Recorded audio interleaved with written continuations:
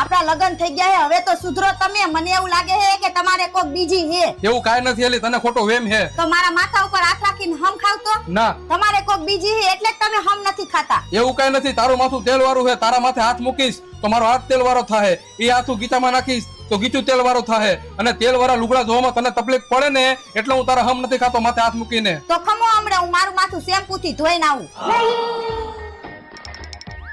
હાલો કાજલ, આજથી તારે મારે કાંઈ નહીં, આપણા બેનું બ્રેકઅપ, તારું મારું પૂરું. હાલો દિવ્યા, આજથી આપણે બેને કાંઈ નહીં, કેમ કે મારી ઘરવાળીને આપણા બેની ખબર પડી ગઈ છે.